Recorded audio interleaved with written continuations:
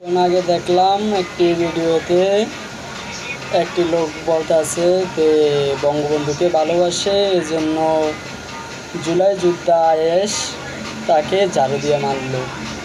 কেন? তোমাদের কাছে প্রশ্ন করতে চাই, কেন বঙ্গবন্ধুকে কি ভালোবাসা কি এটা কি অপরাধ? সেজন্য কি তাকে কি ঝাড়ু দিয়ে মারবো? কেন? ও জুলাই যোদ্ধা দেখে কি তাকে কি ও স্বাধীনতা পেয়েছে কিভাবে? আইন নিজের হাতে তুলে নেওয়া তো এটা তো অপরাধ।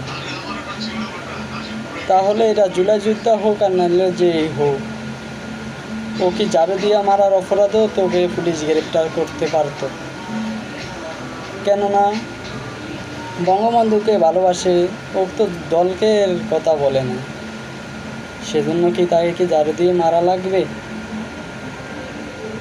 কোন আগে দেখলাম একটি ভিডিওতে একটি লোক বলতেছে যে বঙ্গবন্ধুকে ভালোবাসে, এজন্য জুলাই যোদ্ধা আয়েশ তাকে ঝাড়ু দিয়ে মারল। কেন? তোমাদের কাছে প্রশ্ন করতে চাই, কেন বঙ্গবন্ধুকে কি ভালোবাসা কি এটা কি অপরাধ? সেজন্য কি তাকে কি ঝাড়ু দিয়ে মারবো? কেন? ও জুলাই যোদ্ধা দেখে কি তাকে কি ও স্বাধীনতা পেয়েছে কিভাবে? আইন নিজের হাতে তুলে নেওয়া তো এটা তো অপরাধ।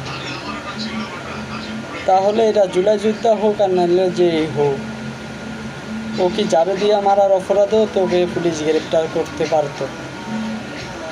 কেননা বঙ্গবন্ধুকে ভালোবাসে, ও তো দলকের কথা বলে না, সেজন্য কি তাকে কি ঝাড়ু দিয়ে মারা লাগবে?